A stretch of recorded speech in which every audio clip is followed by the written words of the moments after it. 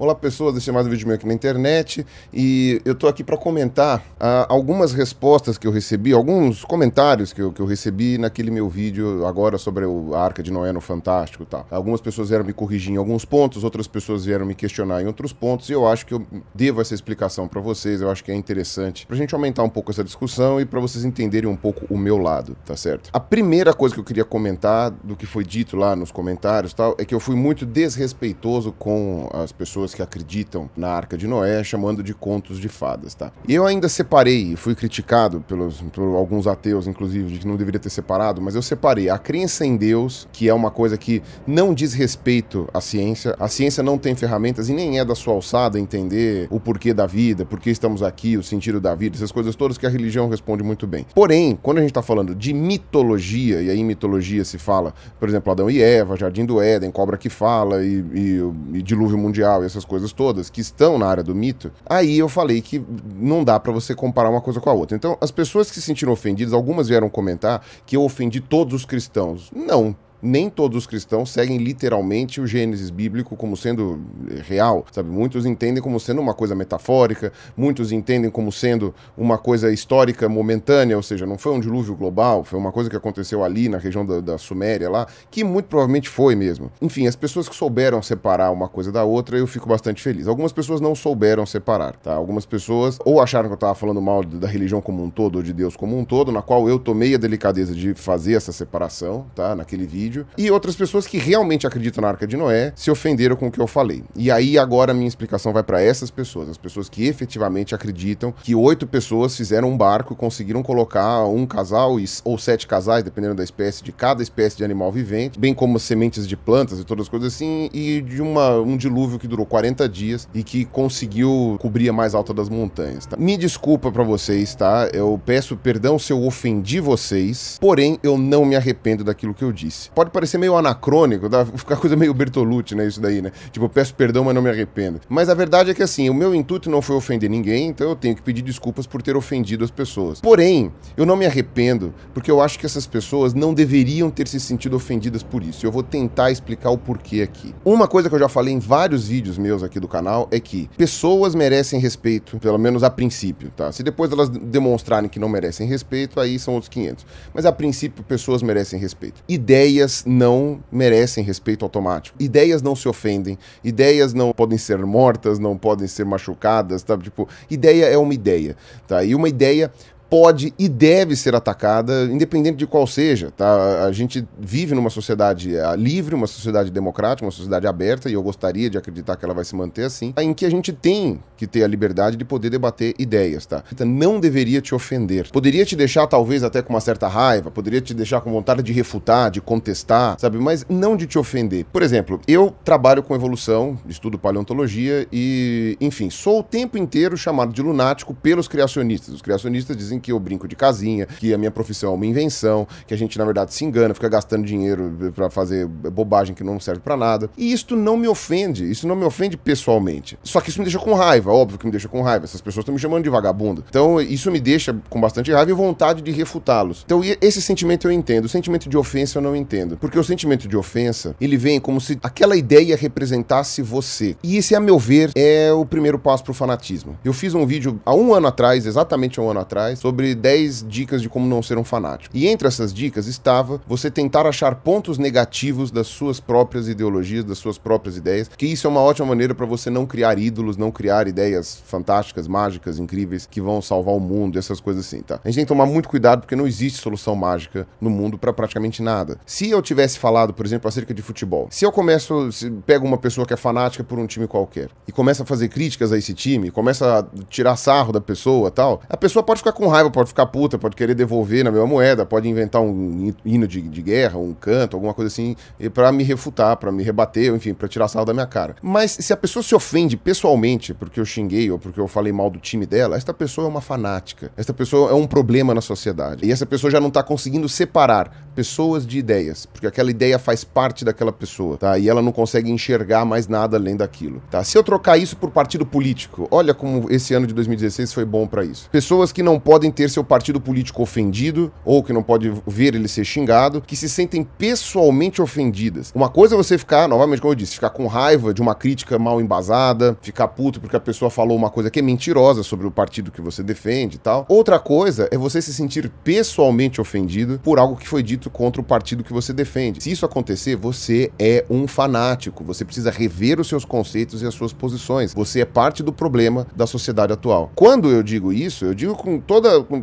a sinceridade do mundo. Ideias estão aí para serem questionadas, tá? Ideias não se ofendem, tá? Ideias não merecem respeito imediato, tá? Ideias, você pode respeitar ideias depois que você estudou bastante sobre elas, depois que você refletiu e achou que aquela ideia realmente merece, mas elas não são blindadas de críticas, elas não são blindadas por respeito. Se você não se sentiria ofendida por críticas ao futebol, ao seu time, por críticas ao seu partido, e você se sente ofendida por críticas à sua religião, então você é um fanático, você está enxergando essa religião de uma forma já beirando a doença. E qual é o problema com relação ao que eu disse, né, do conto de fadas, tá? Esta é a minha opinião sincera do que eu acho. Se eu estivesse conversando com você, por exemplo, numa festa de família, numa mesa de amigos, numa roda de, sei lá, num restaurante, alguma coisa assim, eu provavelmente não usaria esse termo, não me referiria a esse termo desta maneira, a menos que eu fosse perguntado. Ou seja, se as pessoas estivessem discutindo a Arca de Noé numa mesa, eu ia ficar quieto, ia ficar na minha.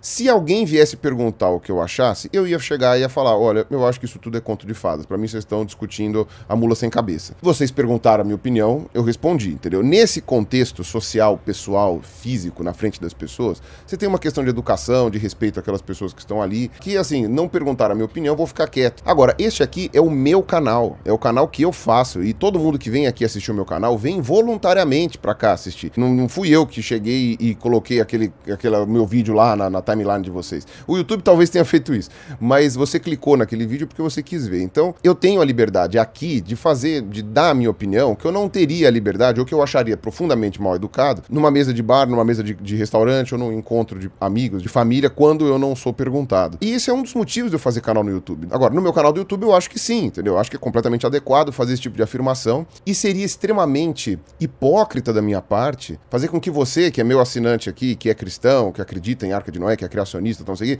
extremamente hipócrita da minha parte eu ficar usando eufemismo, sabe? Ficar comendo pelas beiradas, sendo que não é isso que eu penso. As coisas que eu penso aqui, que as pessoas até vieram falar, pô, Pirula, eu sempre achei que você era um cara tão respeitoso e agora eu tô vendo que você não respeita ninguém. Eu peço que você reflita novamente aquilo que você tá pensando. Quando eu falo daquele meu discurso contemporizador com relação a ateus, religiosos, com relação aos tipos de religião, a gente aceitar as diferenças das pessoas, eu tô sendo profundamente sincero. Eu não tô fazendo isso pra ganhar view, pra ganhar joinha, pra fazer uma média com vocês. Eu tô sendo sincero naquilo que eu penso, naquilo que eu acredito. Do mesmo jeito que quando eu falo que acreditar literalmente em Arca de Noé, na minha concepção não é diferente de acreditar no Papai Noel, eu tô sendo extremamente sincero. Se você considera o Papai Noel um conto de fadas, uma fábula, é assim que eu enxergo a Arca de Noé, sabe? Desculpa, eu não vou esconder a minha opinião com relação a isso, tá? E se você se ofende com isso, é aquilo que eu falei, repense os seus posicionamentos. Você não deveria se ofender com isso, sabe? Se você se ofende com isso, tem alguma coisa errada aí com você. Você pode até ficar puto com o que eu disse, você pode querer refutar o que eu disse, mas se ofender pessoalmente implica já num grau de fanatismo que tá acontecendo aí na sua cabeça que você deveria repensar, você deveria rever, tá? Então essa é uma das coisas que eu queria tratar aqui, tá? Eu não me arrependo do que eu falei, não era pra ter ofendido ninguém. Se você se ofendeu, eu ainda acho que o problema é com você que se ofendeu e não comigo que falei o que eu penso. Desculpa, pra mim é um conto de fadas. Acreditar em Arca de Noé, em Adão e Eva, em cobra que fala, essas coisas assim. Lembrando que eu fiz a distinção entre acreditar em mitologias e acreditar num Deus criador, numa força suprema, alguma coisa assim, que a meu ver já vai pra outra alçada, que é um pouco diferente, tá? Ainda que eu não acredite nisso, isso eu já não chamaria de mitologia. Eu chamo de uma fé, uma crença que são um pouco diferentes. No que diz respeito a acreditar em coisas terrenas que não aconteceram, aí é mitologia, aí é conto de fadas, entendeu? Pra mim é uma distinção muito clara com relação a isso. Alguns tipos de chacota muito particulares à minha profissão da paleontologia eu acho ofensivo, mas porque elas ultrapassam a barreira da crítica e chegam a uma coisa que, a meu ver, é escárnio por escárnio, e aí eu acho que é um pouco diferente. Mas, enfim, essas são exemplos muito pontuais e que eu nem vou ficar abrindo aqui porque não vem ao caso. Segundo ponto que eu queria discutir aqui, tá? Sobre a utilização ou não de dinheiro público na construção da tal arca lá que apareceu no Fantástico, no estado do Kentucky. Na verdade, faltou pesquisa da minha parte sobre a tal da arca, porque eu me prendi principalmente à matéria do Fantástico, tá? E ao site que eu encontrei lá da tal da arca que eu deixei linkado no outro vídeo. Eu não fui atrás da polêmica que houve na construção dessa arca, tá? Na verdade, para não dizer isso que eu não estava sabendo disso, em 2010, quando começou essa polêmica, eu lembro de ter lido uma reportagem sobre isso. Mas em 2010, putz, eu não tinha nem canal no YouTube, já faz 6 anos, vai fazer 7 anos agora. Não tinha essa memória disso daí. E depois, quando eu fui ler agora as coisas que me passaram nos comentários, eu fui olhar e falei, putz, é verdade. Eu tava lendo aqui sobre a questão de incentivos fiscais que o estado do Kentucky teria dado para construir a tal da arca. Quando eu li essa questão de incentivos fiscais, primeiro eu pensei que era do tipo que nem templo religioso, né? Templo religioso tem isenção de alguns impostos, e aí eu acharia que era errado você isentar a arca desses impostos, porque uma igreja, por definição, não tem fins lucrativos, enquanto essa arca é um parque temático, né? Então é uma atração turística que as pessoas vão pagar para entrar. Então eu acho que não entraria no mesmo balaio. Porém, não era isso. Depois eu entendi que esses incentivos fiscais seria tipo uma isenção de impostos, tipo Lei Rouanet, sabe? São empresas que teriam essas isenções de impostos para poder investir na construção do parque temático e tal, não sei o quê. Acharia estranho, mas, novamente, preencheu os pré-requisitos lá da coisa, não teria problema. Só que, na verdade, foi diferente. Esses incentivos fiscais que essa arca recebeu foram um esquema parecido com o que houve aqui no Brasil com o BNDES. É literalmente um empréstimo que o governo dá, pelo menos foi isso que eu entendi. O governo do Kentucky deu, eu achei aqui números conflitantes, eu não sei se fui eu que me confundi aqui nas reportagens, que é entre metade do valor que a arca custou a, sei lá, 1/4 do valor da arca. De qualquer maneira, seria então um dinheiro dado que depois seria reposto pela arca quando já estivesse em funcionamento em benefícios como turismo, sei lá, hotelaria, consumo de restaurantes, lanchonetes, essas coisas assim. Então seria essa maneira como haveria o retorno, mais ou menos da forma como foi os estádios da Copa aqui no Brasil, que também deu aquela polêmica toda, né, de pô, por que eu que torço para outro time tenho que financiar o estádio do Corinthians? Por que a pessoa que torce para outro time tem que financiar o estádio lá em Manaus? Mas a grande questão aqui, que não tem nada a ver com o Brasil e nem parece com a questão do BNDES que aconteceu aqui, é o lado religioso da primeira emenda da Constituição dos Estados Unidos, né, que tem que ter a separação entre igreja e Estado, e esse projeto era um projeto de claro cunho religioso, que poderia ser entendido como uma extensão do ministério dessa organização que construiu, que é a Answered in Genesis aí, né, a AIG, que é do Ken Ham lá, o cara do Creation Museum lá. Se isso era entendido como um templo disfarçado de parque temático, então isso seria uma violação da primeira emenda da Constituição de igreja e Estado. O Estado não poderia pagar por isso. Teve uma discussão muito grande, eu vou deixar aqui embaixo alguns links em ordem cronológica para vocês entenderem a discussão, se vocês quiserem, que teve um monte de processos judiciais. O pessoal do Answers in Genesis processou o Estado porque não queria liberar o dinheiro, enquanto que o juiz da corte lá proibiu a liberação do dinheiro do Estado, depois liberou o uso do dinheiro, depois teve o outro secretário de turismo do Kentucky que falou que não podia usar, entende? E a linha argumentativa que foi usada foi muito clara em um ponto, que é que havia acepção de cidadãos para fazer essa arca, porque era extremamente claro nas regras de trabalho para a construção dessa arca, que foi inclusive uma coisa que foi falada na matéria do Fantástico, de que apenas cristãos e criacionistas poderiam trabalhar nessa arca. Ou seja, nem judeus que levem o Torá ao pé da letra poderiam trabalhar na construção dessa arca. Muçulmanos criacionistas não poderiam trabalhar nessa arca. Hindus, budistas, nem estou falando de ateus aqui. Então isso seria uma acepção entre o cidadão do Kentucky, que nem todo mundo lá é criacionista, então esse dinheiro estaria sendo financiado para uma obra que é segregacionista, uma obra que separa cidadãos que não estão aptos para trabalhar por suas crenças pessoais. Isso seria uma violação clara da primeira emenda da Constituição dos Estados Unidos de separação de igreja e Estado. E não poderia ser usado dinheiro público para financiar essa obra. E no caso, o governador anterior do Kentucky era do Partido Democrata, mas ele era a favor da construção da arca por questões turísticas. Ele achava que isso ia trazer turismo para o norte do Kentucky. Mas o diretor de turismo, lá, o secretário de turismo, não concordava com isso, estava segurando a liberação dessa grana. E, inclusive, é tão legal lá nos Estados Unidos que você tem uma associação, que é a Associação para a Separação entre Igreja e Estado. É Americans United for Separation of Church and State. E o chefe dessa associação é um reverendo, tá? Isso que eu acho mais legal. né? Religiosos que entendem porque é que tem que haver separação entre igreja e Estado para uma sociedade saudável. E eles mesmos tinham falado, eu falei assim, se você quer construir o dinheiro com doações dos fiéis, se você quer construir o dinheiro com patrocínios de empresas que você conseguiu, ok. Agora, você não pode construir usando dinheiro público, porque isso seria quebrar essa emenda. Porém, pelo que eu entendi, a eleição para governador que teve lugar, acho que no final do ano passado, tá? Então, agora em 2016 já ficou valendo um outro governador, que é republicano, que é conservador, que aparentemente é criacionista. Ele trocou o secretário de turismo lá, trocou um monte de gente lá da Secretaria de Turismo e conseguiu aprovar tudo. Um juiz lá da corte do Kentucky também aprovou a liberação da verba. Essa arca foi sim construída com dinheiro público. Se você concorda com isso, você comenta aqui embaixo. Se você acha isso um absurdo, comenta aqui embaixo. Eu, como não conheço muito bem a legislação dos Estados Unidos, não li as ações lá, os respostas lá do juiz e tal, não sei o que, para entender direito qual foi a resposta. E eu não tenho como opinar se isso daqui viola ou não a primeira emenda da Constituição dos Estados Unidos. Não é o meu país, eu não consigo entender nem a Constituição do meu país, que dirá do país dos outros. A princípio, eu acho isso um absurdo. A princípio, eu acho um absurdo. Mas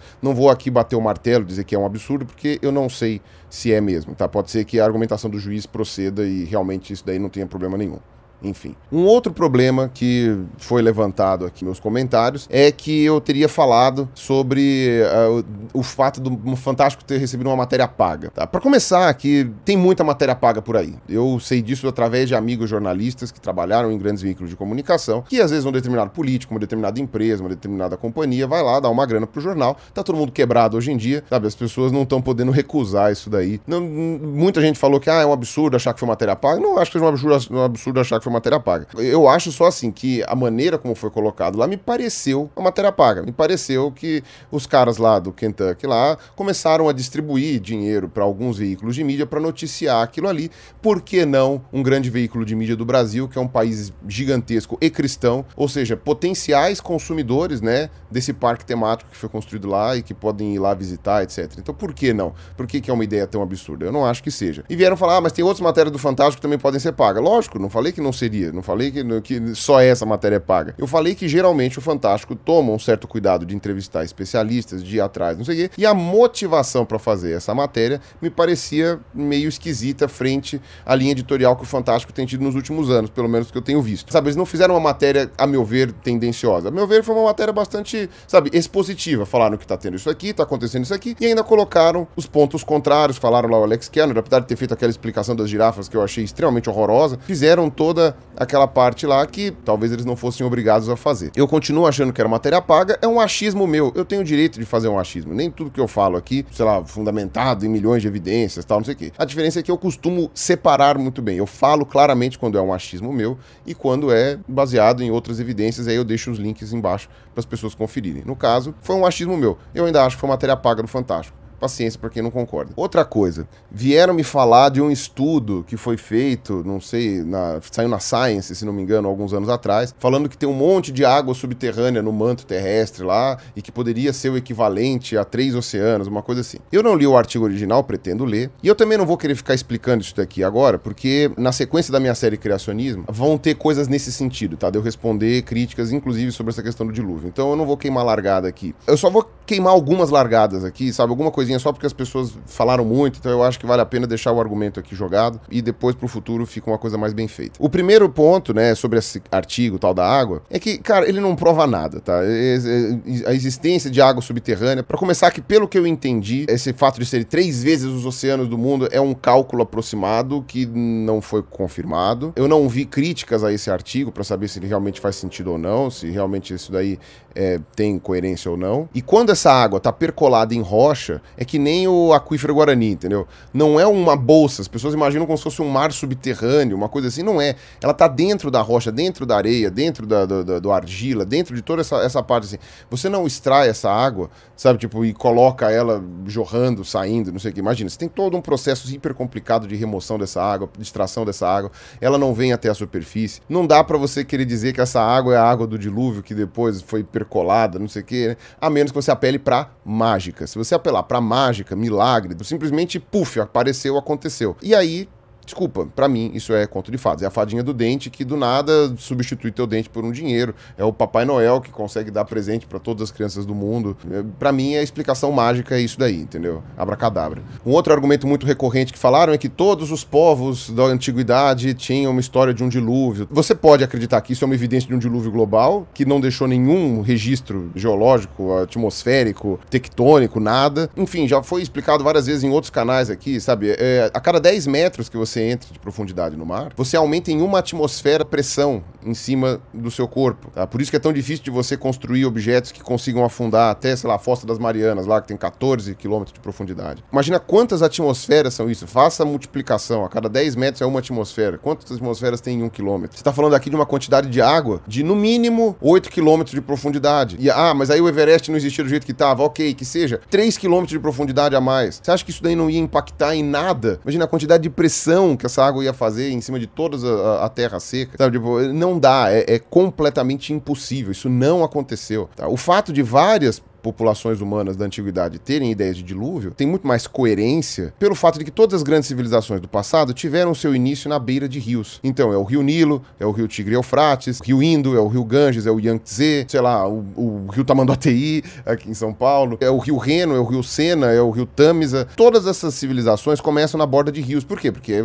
todo mundo precisa de água para viver e o rio é uma ótima maneira de trazer água para você e levar embora a sua sujeira. Vivendo tão perto de rios e dependendo de rios, uma cheia maior, um degelo maior, no caso de rios que são água de degelo e tal, é o suficiente para gerar uma enchente, uma inundação, alguma coisa assim, que pode depois gerar uma lenda, uma história, uma coisa de um grande dilúvio, alguma coisa assim. Então, eu vejo isso mais como uma condição histórica do ser humano, que vive perto de águas e, portanto, essas águas vira e mexe, elas estão frequentemente à mercê dessas oscilações de cada ano, da natureza, essas coisas, do que com um dilúvio global, que é uma fantasia. Não há condições físicas disso acontecer sem que o mundo tivesse entrado num colapso, tá? E aí nós não estaríamos aqui para contar essa história, sabe? Não teria como. Desculpa, mantenho a minha posição. Mas, tiveram alguns outros comentários lá de má interpretação do que eu disse, de pessoas que eu acho que viram até um determinado momento do vídeo e não terminaram de ver, ou pessoas com, sei lá, ouvido seletivo. A pessoa ouviu, mas não afixou aquilo que eu disse e ficou só martelando aquela coisa que foi dita antes. Então, eu acho que não vale a pena responder a esses comentários individualmente. Devo ter respondido a eles lá no próprio vídeo, tá? Então aqui fica só uma coisa global para comentários que foram muito repetidos, que foram falados com muita frequência, beleza? E olha, eu acho que eu não vou conseguir mais postar vídeo agora esse ano, tá? Então, feliz 2017 para vocês. Se eu conseguir postar vídeo, aí eu falo de novo para vocês terem um feliz 2017, beleza? Então é isso aí, um abraço para vocês, até a próxima e falou!